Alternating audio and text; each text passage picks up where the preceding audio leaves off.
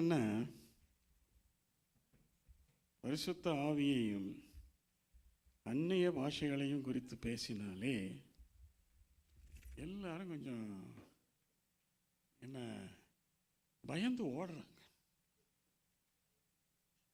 அது என்னமோ எங்களுக்கும் அதுக்கும் சம்பந்தம் இல்லாத மாதிரியும், அது வேதத்தில் ஏதோ இருக்குது, சொல்லப்பட்டிருக்குது, ஆனால் எங்களுக்கும் அதுக்கும் என்ன இல்லை, சரியாக போச்சு. உங்களுக்காக சம்மந்தம் இல்லையா? அது ஒரு அந்த அந்நிய பாஷையே நமக்கு இப்போ ஒரு அந்நிய பாஷை ஆயிடுச்சு இல்லையா?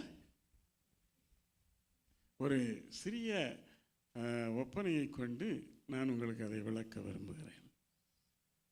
அந்நிய பாஷை என்பது முதலாவது தேவனால் நியமிக்கப்பட்டது என்பதை நம்ம உறுதியாக மனசில் ஏற்றுக்கொள்ளணும். முகாந்திரம் இல்லாமல் தேவன் ஒன்றையும் செய்கிறதில்லை. ஆதி ஆகமத்திலிருந்து வெளிப்படுத்தின விசேஷம் வரைக்கும் இதை குறித்து குறிப்புகள் இருக்கிறது. அது எப்படிங்க அவ்வளவு தூரம் ஆண்டவர் இதையெல்லாம் சொல்லி போட்டு இப்போ வர்ற நூதன பிரசங்கியர்களை போல அதெல்லாம் முடிஞ்சு போச்சுங்க. இப்போ அந்த அந்நிய பாஷையெல்லாம் பேசுறது இல்லைங்க, பேசக்கூடாதுங்க. அதில் பைபிளில் ஒரு வசனம் இருக்குது. 1 கொரிந்தியர் 14ஆம் அதிகாரத்தில் ஒரு வசனம் இருக்குது. என்ன வசனம்? என்ன அதை கொஞ்சம் எடுப்போம், அப்போ தான் அதனுடைய இது நமக்கு நல்லா புரியும்.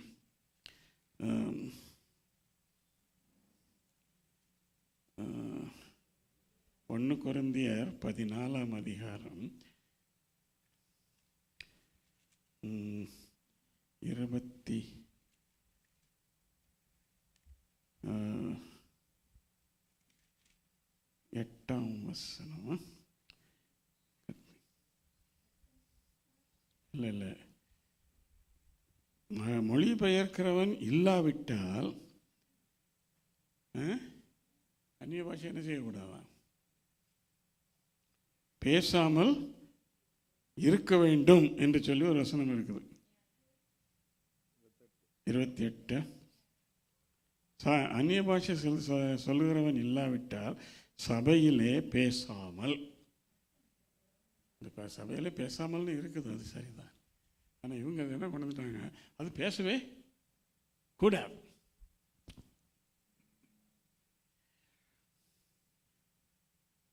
ஆனால் அதுக்கு என்னெல்லாம் ஆண்டவர் இந்த பவுல் இதில் எழுதி வச்சிருக்கிறாருங்கிறதெல்லாம் அவங்க மறந்து போயிட்டாங்க. இதை பிடிச்சி வச்சுக்கிட்டு அவன் சும்மா இருக்க கடவன், அவன் பேசவே கூடாது. சரி, இப்படியும் சொல்லப்பட்டிருக்கிறது. அதே நேரத்தில் வேறொரு வசனத்தையும் நம்ம வாசிப்போம். எபேசியர்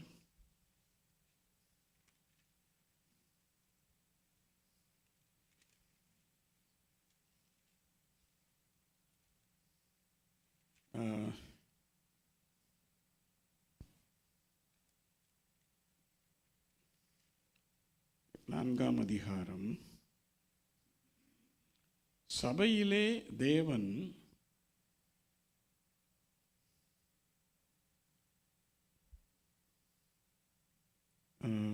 நாலாம் அதிகாரம் 12ஆம் வசனத்திலிருந்து வாசிங்க. சுவிசேஷ ஊழியத்தின் வேலைக்காகவும் கிறிஸ்துவின் சரீரமாகிய சபையானது பக்தி விருத்தி அடைவதற்காகவும் அவர் சிலரை அப்போஸ்தலராகவும், சிலரை தீர்க்கதரிசிகளாகவும், சிலரை சுவிசேஷகராகவும், சிலரை மேய்ப்பராகவும், போதகராகவும் ஏற்படுத்தினார். சரி, 1 கொரிந்தியர் 12ஆம் அதிகாரத்துக்கு திரும்பி வரும்.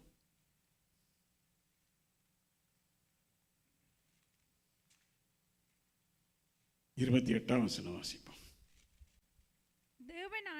தேவனானவர் சபையிலே நல்லா கவனிங்க. தேவனானவர் சபையிலே முதலாவது அப்போஸ்தலரையும், இரண்டாவது தீர்க்கதரிசிகளையும், மூன்றாவது போதகர்களையும், பின்பு அற்புதங்களையும், பின்பு குணமாக்கும் வரங்களையும், ஊழியங்களையும், ஆளுகைகளையும், பலவித பாஷைகளையும் ஏற்படுத்தினார். அது என்னங்க அது பலவித பாஷைகள்? சபையிலே தேவன் ஏற்படுத்தினார் என்று இங்கே போடப்பட்டிருக்கு. இப்போ சபையில் என்னடான்னா இந்த சொல்லப்பட்டிருக்க 7-8 ஊழியங்களும் இப்போ ஒன்றுமே இல்லை. என்ன போட்டிருக்கு? முதலாவது அப்போஸ்தலர்கள். இப்போ அப்போஸ்தலருங்கிற வார்த்தையை பயன்படுத்துறதுக்கு பயப்படுறாங்கன்னு இல்லை, ஒருத்தர் அப்போஸ்தலரே கிடையாது அப்படின்னு சொல்லிடுறாங்க. அதுக்கு சுருக்கமாக ஒரு விளக்கத்தை சொல்கிறாங்க, அதையும் சொல்லிடுறேன், அப்போதான் உங்களுக்கு புரியும். அப்போஸ்தலராக எவன் என்று தன்னை சொல்லிக் கொள்கிறானோ அவன் இயேசு கிறிஸ்துவை முகமுகமாய் தரிசித்திருக்க வேண்டுமா. பார்த்தீங்களா, கேள்விப்பட்டிருக்கிறாங்க. முதல் அவன் முகமுகமாக தேவனை தரிசித்திருக்க வேண்டுமா. அப்படி அவன் தரிசிக்கவில்லை என்றால் அவன் அப்போஸ்தலர் என்று அழைக்கப்படக்கூடாது, சொல்லிக்கொள்ளக்கூடாது அப்படின்னு நல்லா சொல்கிறாங்க. சரிங்க, அப்புறம் சபையில் ஏன் அந்த அப்போஸ்தலர்கள் ஊழியத்தை முதலாவது ஏற்படுத்தினார்? ஏன் ஏற்படுத்தினார்? அப்போ ஆண்டவர் தப்பு பண்ணிட்டார். அவர் தரிசனம் கொடுத்துலாம் அவனை ஏற்படுத்தியிருக்கணும். அப்போ தப்பு எங்கே போகுது? நம்மகிட்ட இல்லை, ஆண்டவர்கிட்ட போகுது. நீர் தானே சொன்னீர் அப்போஸ்தலரை வைத்திருக்கிறேன், ஏன் நீர் தரிசனம் கொடுக்கவில்லை? ஆண்டவர்கிட்ட கேட்க முடியுமா? இரண்டாவது தீர்க்கதரிசிகள். எல்லாத்தையும் விளக்க போனால் ரொம்ப நேரம் ஆகிடும். மூன்றாவது போதகர்கள் இப்படி வருது. இந்த போதகர்லேருந்து அதிலிருந்து அதுக்கு கீழே வர்றது மட்டும்தான் இப்போதைக்கு சபையில் நம்ம என்ன செய்ய முடியுது, காணப்பட முடியுது. ஊழியங்களையும் ஆளுகைகளையும் பலவித பாஷைகளையும் ஏற்படுத்தினார். சபைகளில் இதெல்லாம் இருக்கணும் என்று அவர் என்ன செய்தினார்? ஏற்படுத்தினார். வேலை இல்லாமல் ஏற்படுத்தினார், இல்லை தேவையில்லாமல் ஏற்படுத்தினார். இவங்களுக்கு என்னன்னா பரிசுத்தாவியின் அபிஷேகத்தினாலும் அந்நிய பாஷைகள் பேசுவதினாலும் வருகிற நன்மைகள், ஆசீர்வாதங்கள், ஆவிக்குரிய வாழ்க்கையில் ஏற்படுகிற முன்னேற்றங்கள், இதை குறித்தெல்லாம் இவர்களுக்கு ஒன்றுமே தெரியாது. ஒன்றுமே தெரியாதுங்க. உங்களுக்கு தெரியுமா? உங்களுக்கு தெரிஞ்சதை சொல்லுங்களேன், நான் கொஞ்சம் தெரிஞ்சுக்கிறேன். உங்களுக்கு என்ன தெரியும்? அந்நிய பாஷை பேசுவதனால உங்களுக்கு என்ன நன்மை?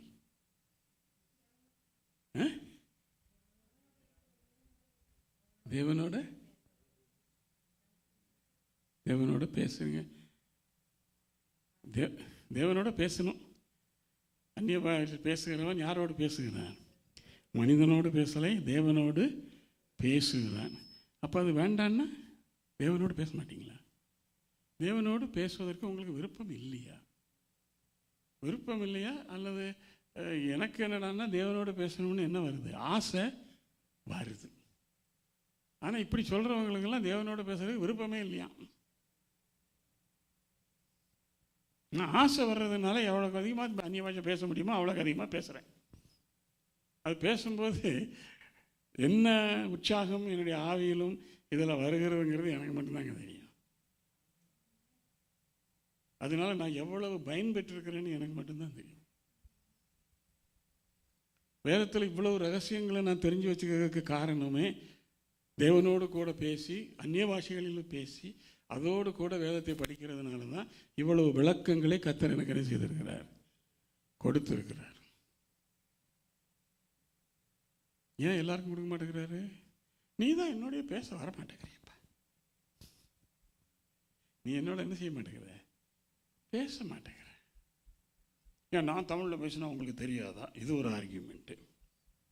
அவருக்கு நீ பண்ணிட்டு பேசுகிற தமிழ் இல்லை, தமிழில் எத்தனை ஸ்லாங்கு எத்தனை இது இருக்குன்னு அவருக்கு எல்லாமே தெரியும். நான் போன வாரம் சொன்ன மாதிரி உலகத்தில் இருக்கிற 7000 பாஷைகளும் அவருக்கு என்ன செய்யும், தெரியும். அங்கங்கே இருக்கிறவன் ஆண்டவர்கிட்ட வரும் பொழுது அவர் அவனோட கூட என்ன செய்வார், பேசுவார். அது பேச மாட்டாருன்னு நீங்கள் எப்படி சொல்லுவீங்க? இல்லை பேசுவது இல்லை என்று நீங்கள் போகிறதில்ல, அதனால் அவர் என்ன செய்கிறதில்ல, பேசுறது. அந்நிய பாஷையில் பேசுறது முதலாவது தேவனோடு பேச வேண்டும். ரெண்டாவது காதலர்கள்லாம் கசமசன்னு ஏதாவது பேசுவாங்க. என்னங்க அடுத்த ஆளுக்கு தெரியுமா அது என்ன பேசுகிறாங்க அவங்க? நான் காதலர்களை பற்றி சொல்லிக்கிட்டு அவங்க 2 பேருக்கு மட்டும்தான் அது என்ன செய்யும். அடா என்னங்க நீங்களாம் என்ன அனுபவிச்சதே இல்லையா? அது ரகசியம்தான், ஆனால் அதை சொல்ல மாட்டாங்க ரகசியம் என்னென்னமோ பேசுவாங்க. மணிக்கணக்காக பேசுவாங்க. வேதத்தில் தேவனோடு கூட காதலர்களை பேசுவதைப் போல பேசின எத்தனை சாட்சிகள் வேதத்தில் இருக்குன்னு தெரியுமா உங்களுக்கு? அவங்கெல்லாம் தேவனோடு எவ்வளவு நெருக்கமாக இருந்தாங்கன்னு உங்களுக்கு தெரியுமா? சரி, ஒரு சின்ன உதாரணம். யோனா கதை உங்களுக்கு எல்லாருக்கும் தெரியும், சரியா? யோனா பேரை சொன்ன உடனே உங்களுக்கு என்ன தோணுது? இல்லை, என்ன உங்கள் மனசில் வருது? என்னத்தை நீங்கள் சொல்கிறீங்க? யார் சொன்னாத? கீழ்ப்படியாதவன். ஆண்டவர் நினைவுக்கு போச்சுன்னா எங்கே ஓடுறான்? தர்ஷீஸுக்கு ஓடுறான். அதை தவிர இந்த யோனாவை பற்றி உங்களுக்கு யாராவது எங்கேயாவது பேசி நீங்கள் கேட்டு கற்றுக்கொண்டிருக்கிறீர்களா? இன்னைக்கு சொல்கிறேன்னு தெரிஞ்சுக்கோங்க, யோனாவை போல ஒரு அற்புதமான தீர்க்கதரிசி வேதாகமத்திலே இல்லை. நீங்கள் என்னடா அதை எடுத்த உடனே கீழ்ப்படியாது போகணும். அவன் கீழ்ப்படியாமல் போகலைங்க, அதுவே தப்பு. அந்த பிரசங்கமே தப்பு, அந்த ஆலோசனை, அந்த உபதேசமே மகா தப்பு. யோனாவுக்கும் தேவனுக்கு என்ன உறவு தெரியுமா? நான் இப்போ கொஞ்ச நேரத்துக்கு முன்னாடி சொன்னேன், காதலர்களை விட நெருக்கமான உறவு. அவர் சொன்ன உடனே நினிவேக்கு போ, நான் போக மாட்டேன். ஏன் போக மாட்டேன்? நான் போக மாட்டேன். ஆண்டவர் என்ன உடனே போகாமல் கீழ்ப்படியாமல் ஒவ்வொரு நீ வேண்டாம் போ அப்படின்னு சொல்லிட்டாரா? அப்படின்னு சொன்னாரா? நீ தாண்டா போகணும், எனக்கு நீ தாண்டா வேணும் அப்படின்னு என்ன அர்த்தம்? இதனுடைய முழு கருத்தையும் நீங்கள் அறிஞ்சு கொள்ளணும்னா 4ஆம் அதிகாரத்தை தான் படிக்கணும் யோனாவில்.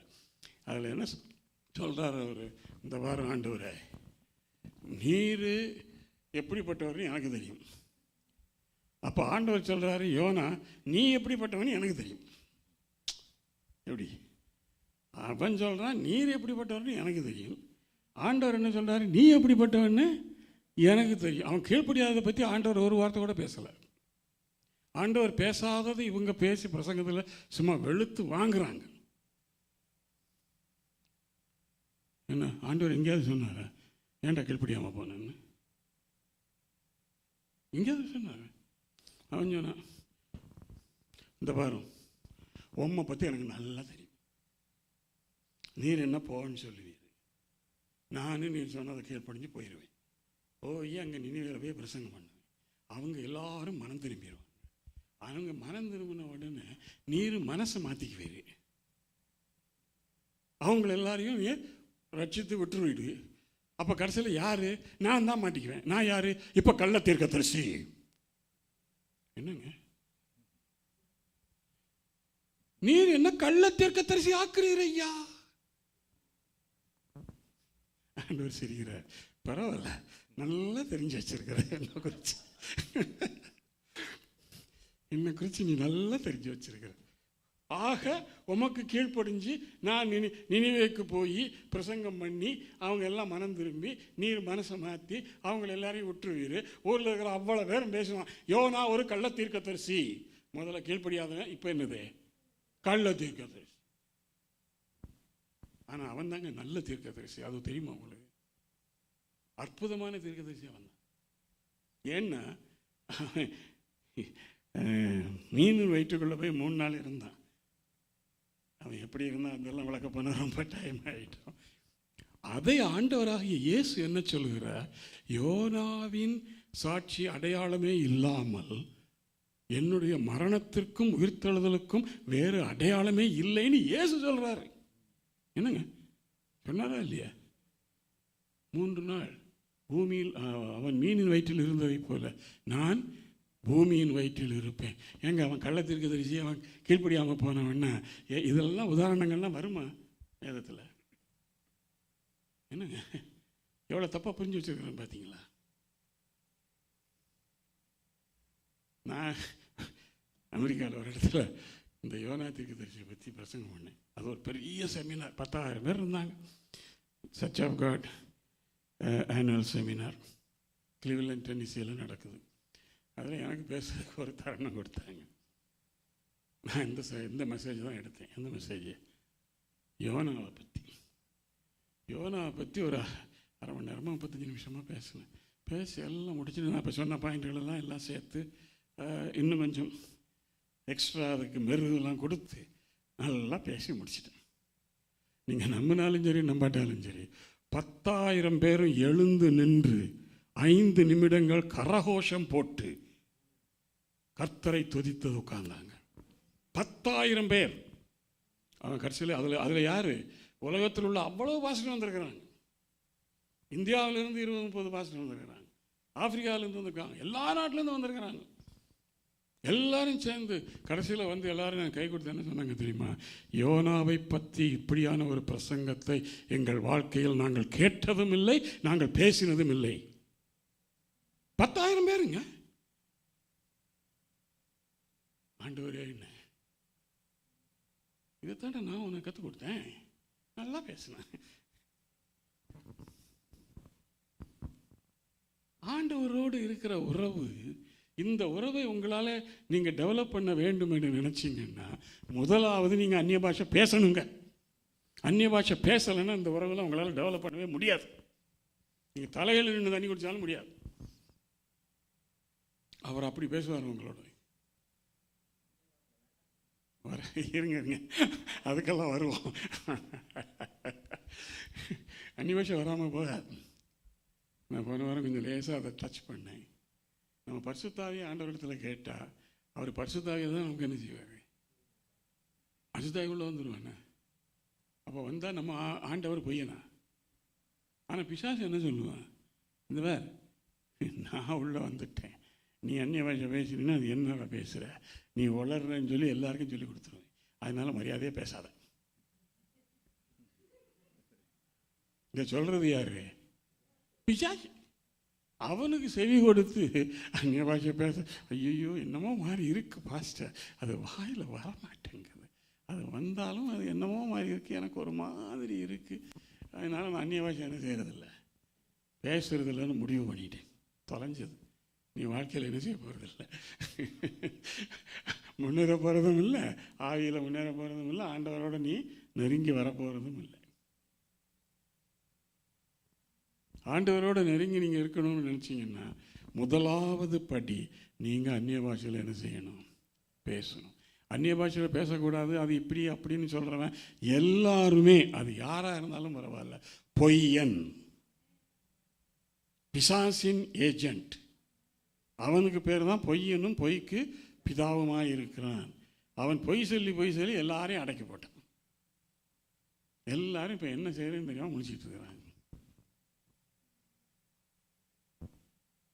பரிசுத்தாய் அபிஷேகத்துக்காக கூட்டம் நடத்தும்போது புதுசாக பரிசுத்தாய் அபிஷேகம் யாராவது பெற்றாங்கன்னு வைங்க, அவங்க கன்னியா பாஷை பேசுகிறது ரொம்ப தடுமாறுவாங்க, எல்லாம் நடக்கும். இப்போ பிசாசு பிடிச்சி யாரையாவது கூட்டி கொண்டு வந்து வச்சு இவங்களுக்காக ஜெபம் பண்ணுங்க, பிசாசு பிடிச்சவனா இருக்கிறேன்னா நான் போக மாட்டேன். யார் அனுப்புவேன்? தம்பி இவன் போய் அங்கே வளருவான், இவங்க சொல்கிற மாதிரி வளருவான். என்ன வளருவான்? அந்நிய பாஷையில் வளருவான். பிசாசு துண்டை காணும் துணியை காணன்னு ஓடும்.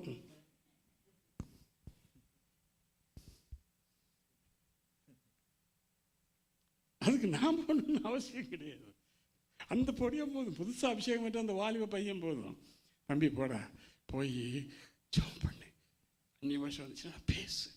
இந்த அந்நிய பாஷையை கேட்ட உடனே அவனை பிசாசை என்ன கேவலப்படுத்தி அவனுக்கு சூடு கொடுக்குறாங்கிறது உங்களுக்கு எனக்கும் தெரியாது, பிசாசுக்கு தெரியும். அவன் என்ன செய்வான்? தொண்டைக்கான துணிக்காரன் ஓடிவான். என்னங்க பாஸ்டர், நான் பாட்டுக்கு போய் ஏதோ பேசினேன், அவன் விடுதலை ஆயிட்டான். அப்போ தான் ஏசாமி சொன்ன மாதிரி ஞாபகத்தில் வச்சுக்கோங்க, எங்களை கண்டு பிசாசு என்ன செய்கிறது? ஓடுகிறது.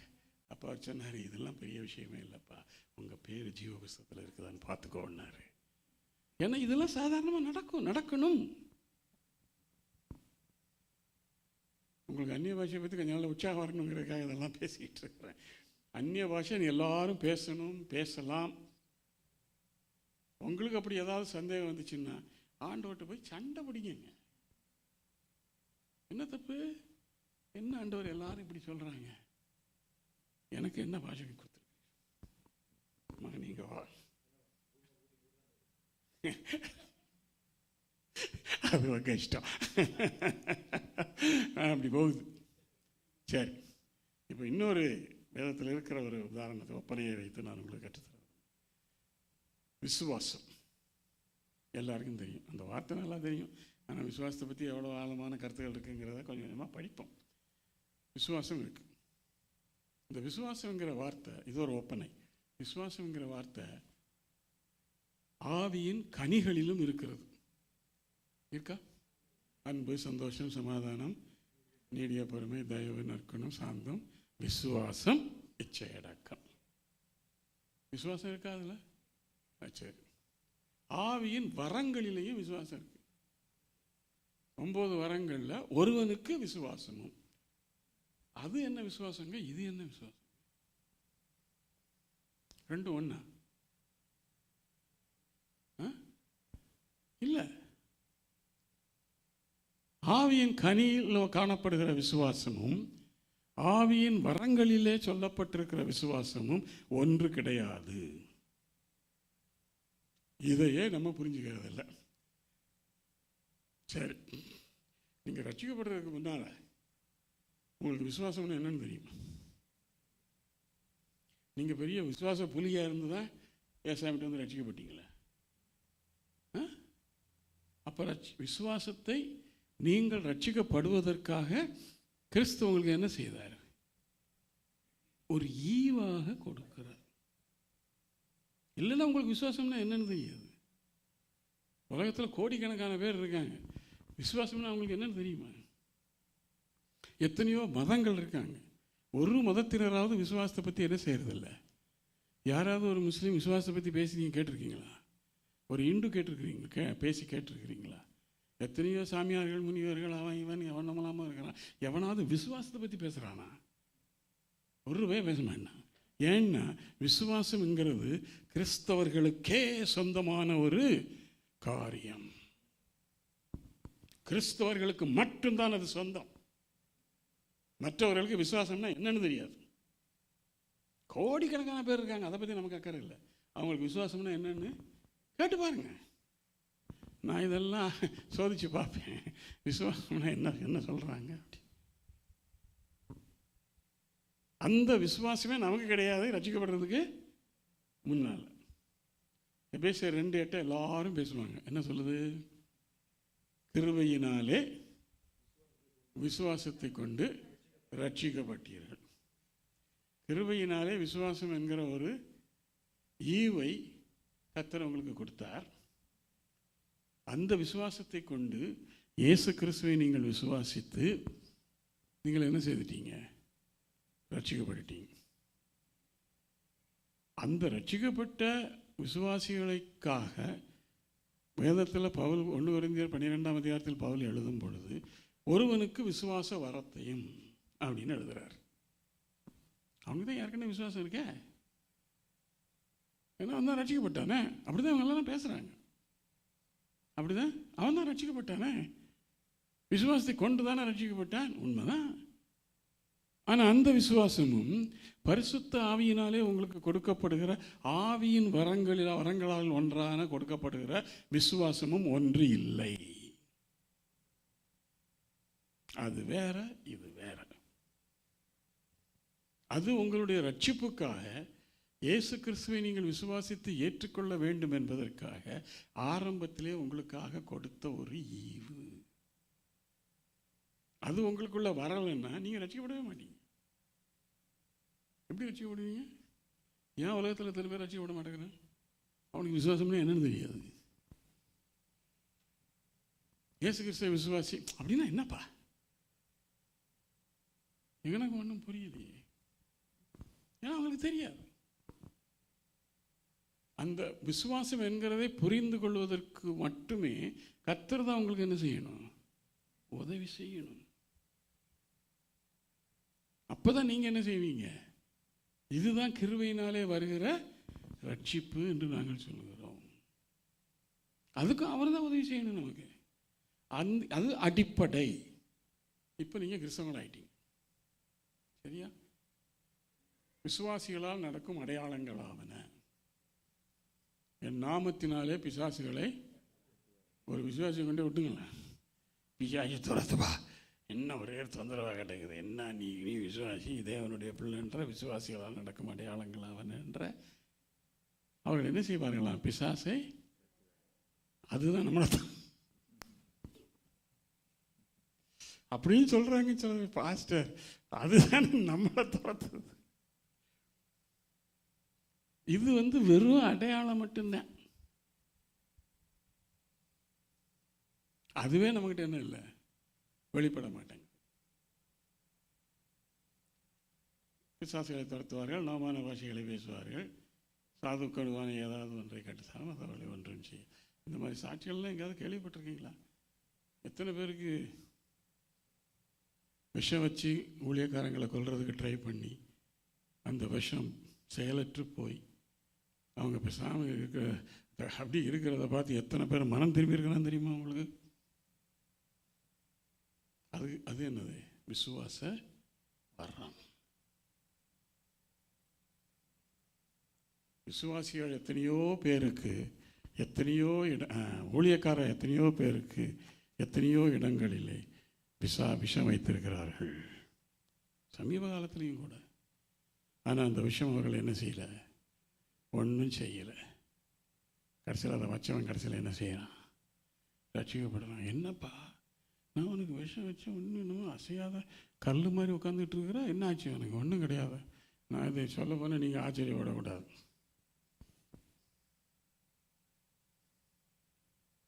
சமீபத்தில் 3 மாதங்களுக்கு முன்பாக எனக்கும் விஷம் கொடுக்கப்பட்டது.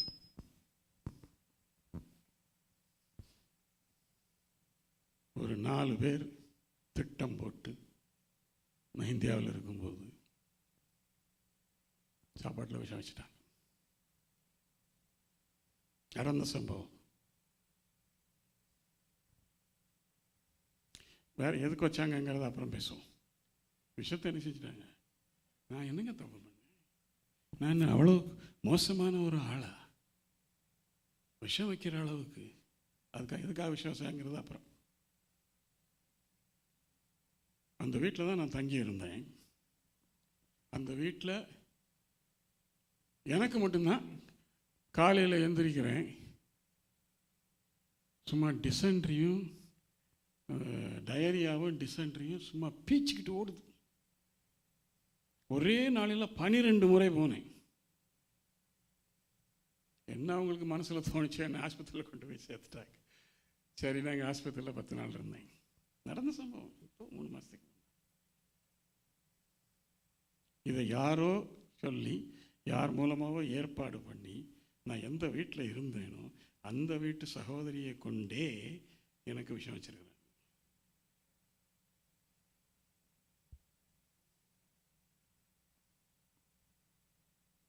ஆஸ்பத்திரியில் டாக்டர் எல்லாத்தையும் இந்த டெஸ்ட் எல்லாம் எடுப்பாங்களே, எல்லாம் பாய்சனுக்குன்னா என்னமெல்லாமோ டெஸ்ட் எடுப்பாங்க. கடைசியில் அது ஃபுட் பாய்சனிங் அப்படின்னு வெளியே சொன்னார் அந்த டாக்டர். ஏன்னா இதுக்கு மேலே சொன்னால் எல்லாரும் பயந்துருவாங்க, நீங்களும் பயந்துருவீங்கன்னாரு. இந்த பாருங்க, நானும் டாக்டர் தான், எனக்கு இதெல்லாம் தெரியும், தயவு செய்து சொல்லுங்க. உங்களுக்கு வைக்கப்பட்டது ஏதோ ஃபுட் பாய்சனிங் இல்லை, வேணுமென்றே வைக்கப்பட்ட விஷம். அப்படின்னு டாக்டர் சொல்றார். அப்போ நான் சொன்னேன், எனக்கு இந்த சந்தேகம் முதலே வந்தது சார் அப்படின்னு. என்ன சொல்கிறீங்கன்னாரு. அந்த வீட்டில் தான் இருக்கிறேன். அந்த வீட்டில் 5 பேர் இருக்கிறோம். 5 பேரும் அதே சாப்பாடு தான் சாப்பிட்டுட்டு இருக்கிறோம் இத்தனை நாள். அன்னைக்கு மட்டும் அதே சாப்பாடு தான் எல்லாரும் சாப்பிட்டோம்.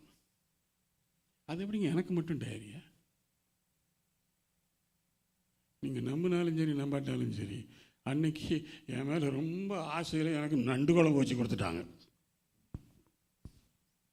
விஷம் வச்சதே அந்த நண்டு குழம்புல. இதையும் கண்டுபிடிச்சிட்டேன். ஆண்டவர் சொல்லிட்டார், நண்டு குழம்புல ஈஸியாக விஷம் வைக்கலாமாமே, எனக்கு தெரியாது. இப்போ தான் நான் கேள்விப்பட்டேன், அது உண்மைன்னு தெரிஞ்சுக்கிட்டேன். என்னங்க என்ன பண்ணுச்சு? ஒன்றும் பண்ணலை. குத்துக்கலாட்டம் இருக்கேன். 10 நாள் ஆஸ்பத்திரியில் இருந்தேன். அது ஒத்துக்க வேண்டியதான். ஏன்னா விஷமெல்லாம் என்ன செய்யணும்? போகணும். சரின்னு டிஸ்சார்ஜ் ஆகி வீட்டுக்கு வந்துட்டேன். ஆண்டவரோடு பேசினேன். என்ன ஆண்டவரே இது? எனக்கு ஏன் இப்படிப்பட்ட ஒரு சோதனை? முதல்ல நீ வீட்டை விட்டு வெளியில் போனார்.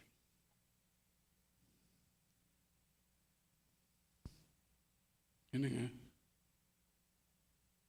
காலையில் பேக் பண்ணேன். எல்லாத்தையும் பேக் பண்ணிட்டேன். 9 மணி. ஒருத்தர்ட்டையும் சொல்லலை நான் வெளியில் போகிறேன் வர்றேன், எங்கே பண்ண போகிறேன், என்ன பண்ணுறேன்னு சொல்லலை. என் தனி ரூமில் வச்சு நான் எல்லாத்தையும் பெட்டெல்லாம் எல்லாத்தையும் பேக் பண்ணினேன். பேக் பண்ணிவிட்டு கடைசியாக 9 மணிக்கு பெரிய பெட்டி ஒன்று சின்ன பெட்டி ஒன்று ரெண்டையும் எடுத்துக்கிட்டு வெளியில் வந்துட்டேன். என்ன பாஸ்டர் எங்கே வரீங்க? என்ன பேக் பண்ணி எல்லாம் போய்கிட்டு இருக்கிறீங்க? போயிட்டு வரேங்க, ரொம்ப நன்றி அப்படின்னு சொல்லி கிளம்பி வந்துட்டேன். அதுக்கு பிறகு ஹோட்டலுக்கு போய் தங்கியிருந்தேன்.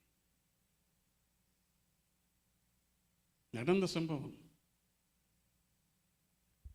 அந்த யார் இந்த சகோதரி மூலமாக எனக்கு இந்த விஷத்தை வைத்தார்களோ,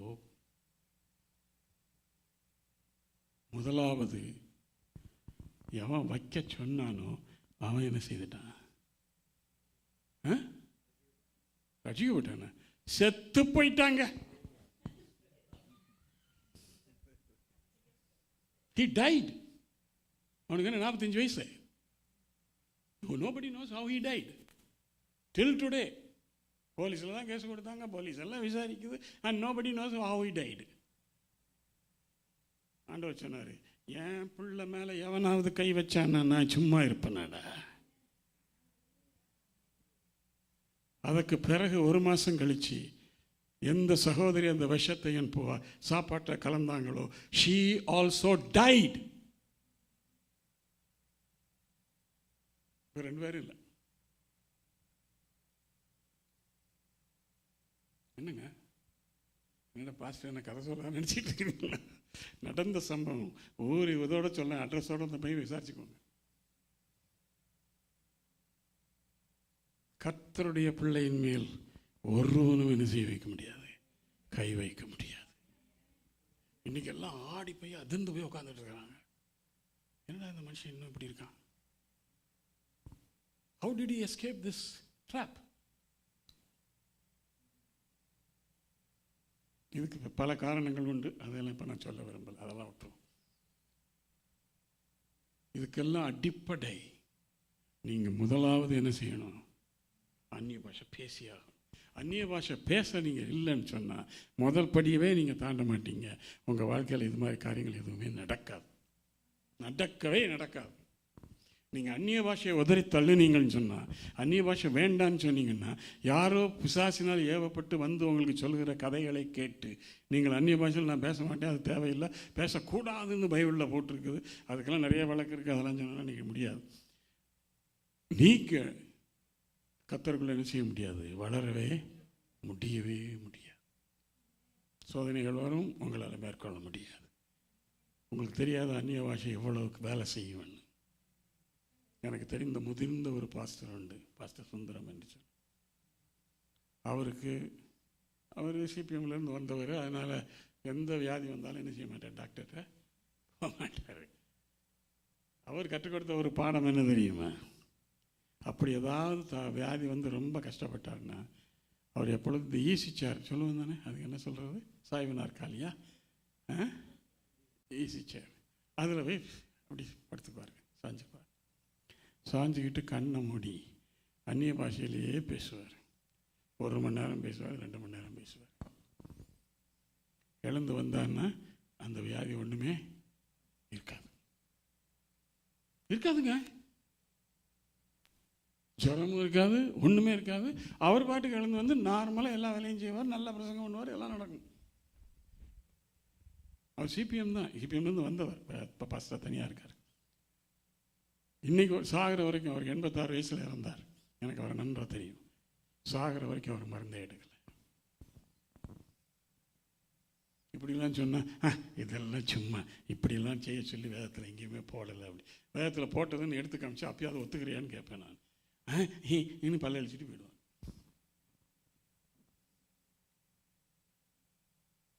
நான் ஒரு டாக்டரியா, என்கிட்டே வந்து இந்த கதை விடுற நீ?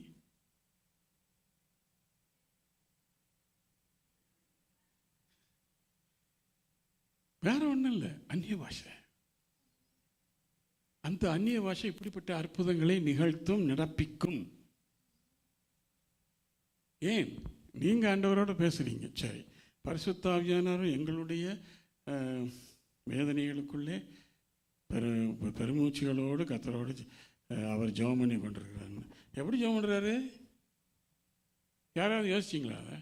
நீங்கள் எங்கேயோ ஜெபம் பண்ணிட்டு இருப்பீங்க, அவர் எங்கேயோ இருக்காரு, அவர் ஜெபம் பண்ணிட்டு இருக்காரு. அவங்களுக்கு நீ அந்நிய பாஷையில் பேசினால் தான் அது நடக்கும், இல்லாவிட்டால் அது நடக்காது. நீங்கள் என்ன நினைச்சாலும் சரி, நீங்கள் அந்நிய பாஷையில் பேசினாதான் அது நடக்கும். பரிசுத்த ஆவியானவர் அப்போ தான் ஆண்டவர் இடத்துல உங்களுக்காக அவர் பரிந்து பேசுவார். இல்லைன்னா மாட்டார் ஐயா. சும்மா எல்லாரும் இதை சொல்கிறான் அதை சொல்கிறான்னு சொல்லி ஏமாந்துட்டு இருக்காதீங்க. முதல்ல ஞாபகத்தில் வச்சுக்கோங்க, பிசாசானவன் பொய்யனும், பொய்க்கு அவன் எதை சொன்னாலும் பொய். இது நல்ல அருமையான பதார்த்தமாப்பா சாப்பிடும் அப்படின்னு அது நீ சொல்கிறதுனால அது பொய். ஏன்? நீ பொய்யை தவிர வேற ஒன்றும் என்ன செய்ய மாட்டேன், சொல்ல மாட்டேன். இப்படிலாம் நீங்கள் எப்படி சொல்லுவீங்க தெரியுமா? நீங்கள் என்னைக்கு அந்நிய பாஷையில் பேசி பழகுறீங்களோ அப்போ தான் முதல் படி அந்நிய பாஷை. நான் எதுக்காக சொல்ல வந்தேன்னா, அந்நிய பாஷை பேசுவதும் அந்நிய பாஷையை வரமாக பெற்றுக்கொள்ளுவதும் இரண்டு வித்தியாசமான காரியங்கள். எப்படி விசுவாசம் எல்லாருக்கும் கொடுக்கப்பட்டு நீங்கள் ரட்சிக்கப்பட்டு கர்த்தருடைய பிள்ளைகளாகினீங்களோ, அதற்கும் விசுவாசம் என்கிற வரத்தை பெற்று நீங்கள் அதன் மூலமாக பெரிய பெரிய சாதனைகளை, அரிய சாதனைகளை செய்வதற்கும் நிறைய வித்தியாசம் இருக்குது. ஆனால் அதுவும் விசுவாசம்தான், இதுவும் விசுவாசம்தான். இந்த விசுவாசம் முதல் படி, அந்த விசுவாசம் 9வது படி. நடக்குங்க, நடக்கணும். ஆண்டவர் நடப்பிப்பார். விசுவாசத்தினால் கூடாத காரியம், அந்த வசனத்தை படிக்கும்போது ஒரே அதிகாரத்தில் தான் வருது. தேவனால் கூடாத காரியம் ஒன்றுமில்லை. அதுக்கு ஒரு 10 வருஷத்துக்கு முன்னால் செய்வது விசுவாசிக்கிறவனால் கூடாத காரியம் ஒன்றுமில்லை. அப்போ அந்த விசுவாசிக்கிறவனால் எடுத்துட்டு தேவனையும் எடுத்துட்டு இதில் 2 பேரையும் உங்கள் பேரை போட்டுக்கிட்டால் உங்களால் கூடாத காரியம் ஒன்றுமில்லை. என்னங்க அதில் தேவனால் இருக்கிற வார்த்தையை எடுத்துருங்க, விசுவாசிகளாங்கிற வார்த்தையும் எடுத்துருங்க, உங்கள் பேரை அதில் ஓடுங்க. அப்போ உங்களால் கூடாத காரியம், இதை எத்தனை பேர் ஒத்துக்கொள்கிறீங்க? உங்களால் கூடாத காரியம் ஒன்றும் இல்லை. வேதம் சொல்லுதுங்க. நம்ம முதல் படியிலேயே இப்படி தடுமாறணும்னா, சரி நான் உண்மையாக இப்போ டைம் போயிடுச்சு, உண்மையாகவே நான் உங்கள்கிட்ட கேட்குறேன், உங்களுக்கு அந்நிய பாஷை பேசுறதுனால என்ன பிரச்சனை?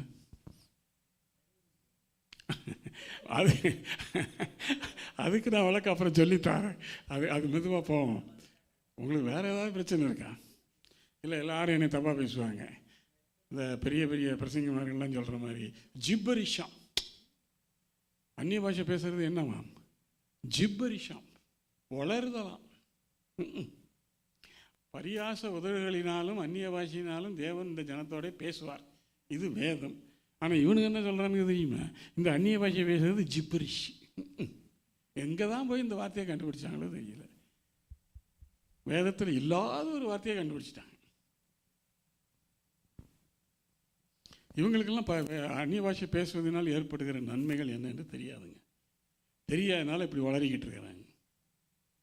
நீங்கள் என்னைக்கு அதில் தெரிஞ்சு பழகினீங்களோ, நீங்கள் superman, superwoman, you can become. அதுக்கு முதல் படி அந்நிய பாஷை தான்.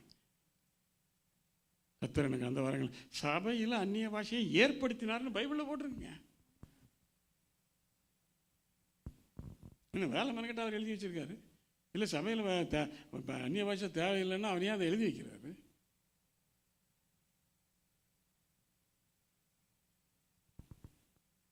இன்னும் விசுவாசத்தில் ஆழமான சத்தியங்கள்லாம் இன்னும் நிறைய இருக்குது. அதெல்லாம் அப்புறம் கொஞ்சம் கொஞ்சமாக பார்ப்போம். இப்போ இப்போ நீங்கள் என்ன முடிவு எடுக்கிறீங்கன்னா, நான் அந்நிய பாஷை பேசியே ஆக வேண்டும். அதற்கு என்னன்னு சொல்லி முயற்சி பண்ணுங்க. கேள்வி ஏதாவது சந்தேகங்கள் இருந்தால் தைரியமாக என்கிட்ட கேளுங்க. நான் எல்லாத்துக்கும் வழக்கம் சொல்லிதான். எனக்கு பிரச்சனையே இல்லை, எல்லாத்துக்கும் சொல்லித்தருவேன். இந்த அந்நிய பாஷை பற்றி புத்தகங்களே எழுதியிருக்கிறேன் நான். அதனால் தயவு செய்து அந்நிய பாஷை கண்டு ஓடாதீங்க. அது முதலாவது பிசாசு உங்களுக்கு சொல்லிக் கொடுக்குற ஒரு பொய். இரண்டாவது, பிசாசினுடைய ஆவியினால் அல்லது பொல்லாத ஆவியினால் இவங்க அந்நிய பாஷை பேசுகிறாங்கிறது ரெண்டாவது அப்பட்டமான பொய். பரிசுத்தாவியை ஒருவனிடத்தில் கேட்டால் அவர் பரிசுத்தாவியை தருவது அதிக நிச்சயம் அல்லவன் தான் வேதம் சொல்லுது. ஆனால் பிசாசு என்ன சொல்கிறான், நீ பரிசுத்தாவியை கேட்டியா, நான் பொல்லாதாவியை அனுப்பிச்சிட்டேனே, அவன் தானே உனக்குள்ளே போயிருக்கிறான். ஐயோ ஐயோ ஐயோ ஐயோ, பொல்லாதாவி வந்துருச்சா? ஆமாம், நான் தான் அனுப்புகிறேன். ஏற்றுக்கொள்வீங்களா? கொள்ளாதீங்க, அடித்து விரட்டுங்க. கர்த்தர் உங்களோட இருந்து உங்களை நன்றாக வழி நடத்துவாராக. இன்னும் நிறையா இருக்குது. இப்போ தான் கொஞ்சம் கொஞ்சமாக போகிறோம் அதுக்குள்ளே. இன்னும் இந்த அந்நிய பாஷையில் எவ்வளவெல்லாம் அற்புதங்களை செய்யும் சக்திகள் அதெல்லாம் இருக்குதுங்கிறத நான் கொஞ்சம் கொஞ்சமாக உங்களுக்கு கற்றுதான். சரியா? நல்லா ஜெபம் பண்ணுங்க, நல்லா பைபிள் படிங்க, அதை அறிஞ்சு கொள்றதுக்கு முயற்சி பண்ணுங்க. எந்த சந்தேகம் வந்தாலும் தைரியமாக கேளுங்க. இந்த சிஸ்டர் கேட்டாங்க, வர மாட்டேங்குதே, அது வர வைப்போம். யாரும் வந்து உங்களை ஒன்றும் தொந்தர மாட்டாங்க. நீங்களாக பேசுவீங்க, நீங்களாக பேசுவீங்க. உங்களுக்கு அந்த அந்நிய பாஷையை கொடுக்கறது யார்? பரிசுத்த ஆவியானவர். அவர்களுக்கு தந்தரின வரத்தின்படியே அவர்கள் அந்நிய பேசுனாங்க. அந்நிய பாஷைகளை எங்க பரிசுத்த ஆவியானவர் உங்களுக்கு கொடுக்கும்போது நீங்கள் பேச வேண்டியதானே. பக்கத்தில் யாரையும் சேர்க்காதீங்க அப்படின்னு. அதெல்லாம் கொஞ்சம் கொஞ்சமாக படிப்போம். அந்த முதல்ல அந்த முடிவுக்கு வாங்க. நான் தேவனை அந்நிய பாஷையிலே பேசி துதித்து ஆராதித்து மகிழ வேண்டும். ரகசியங்களை பேச வேண்டும். அவருடைய நல்ல காரியங்களை நான் உணர வேண்டும். என்னுடைய வாழ்க்கையில் அதை நான் அனுபவிக்க வேண்டும். இது போதுங்க. இந்த அடிப்படை உங்கள் இருதயத்தில் இருந்ததுன்னா அந்நிய பாஷை தன்னால் வரும். Praise the Lord. ஜெபிப்போம். ஹல்லேலூயா. நம்ம எல்லாரும் எழுந்து நின்று ஆண்டவரே, நம்முடைய வேதத்தில் கூறப்பட்ட சகல வாக்கியங்களும் முகாந்திரம் இல்லாமலும் தேவையில்லாமலும் இல்லை என்பதை நாங்கள் அறிகிறோம், உணர்கிறோம். பொல்லாதவனாகிய பிசாசு, பொய்யனாகிய பிசாசு எத்தனையோ விதங்களிலே எங்களுடைய சிந்தனையை குழப்பி எங்களை ஏமாற்றி கொண்டிருக்கிறான், வஞ்சித்து கொண்டிருக்கிறான். அவன் எல்லாவற்றிலிருந்தும் அவனை எங்களை நீர் விடுதலையாக்கும். உம்முடைய பிள்ளைகளாகவும் உம்மோடு நெருங்கி உறவாடுகிற, ரகசியங்களை பேசுகிற, அன்பை பகிர்ந்து கொள்ளுகிற ஒவ்வொருவராகவும் நீர் எங்களை மாற்றும் ஆண்டவரே. அது எவ்வளவு அருமையான அற்புதமான உணர்வு, அனுபவம் என்பதை ஆண்டவரே எங்கள் ஒருவருக்கு நீர் கற்றுத்தார். அது எவ்வளவு அற்புதம், எவ்வளவு மேன்மை பொருந்தியது. இவை எல்லாவற்றையும் கர்த்தாவே நீர் எங்களுக்கு கிருபையாக இறங்கி எங்களுக்கு அனுக்கிரகம் செய்ய வேண்டும் என்று நாங்கள் ஜெபிக்கிறோம். வந்திருக்கிற ஒவ்வொருவரையும் நீர் ஆசீர்வதியும். வார்த்தைகளினாலே எங்களை திருப்தியாக்கும், பலப்படுத்தும், உற்சாகப்படுத்தும். அதிலே நாங்கள் நிலைத்திருந்து கர்த்தருக்குள் இன்னும் அதிகமாக வளர்ந்து பலன் கொடுத்து கர்த்தருடைய நாமத்தை மகிமைப்படுத்த எங்களுக்கு உதவி செய்யும். இந்த நன்மைகளையும் கிருபைகளையும் இயேசு கிறிஸ்துவின் விலையேற பெற்ற நாமத்தில் வேண்டிக் கொள்கிறோம் நல்ல பிதாவே. என் ஆத்துமாவே கர்த்தரை ஸ்தோத்திரி, என் முழு உள்ளமையோடைய பரிசுத்த நாமத்தை ஸ்தோத்திரி. என் ஆத்துமாவே கர்த்தரையே ஸ்தோத்திரி, அவர் செய்த சகல உபகாரங்களை ஆத்துமாவையெல்லாம் மன்னித்து நோய்களை எல்லாம் குணமாற்றி என் பிராணனை அழிவுக்கு விலக்கி மீட்டு கிரிகளினாலும் இரக்கத்தினாலும் முடிசூட்டி பால் திருப்தியாக்கி கழுவுக்கு சமானமாய் திருமையின் வயது வாழ வயது போலாக யாவருக்கும் செய்கிறவராயிருக்கிறார். நம்முடைய கர்த்தராகிய இயேசு கிறிஸ்துவினுடைய கிருபையும் பிதாவாகிய தேவனுடைய அன்பும் பரிசுத்த ஆவியானவருடைய அந்யோன்ய ஐக்கியமும் நம் அனைவரோடும் கூட கர்த்தருடைய வருகை மட்டும் இருப்பதாக. ஆமென்.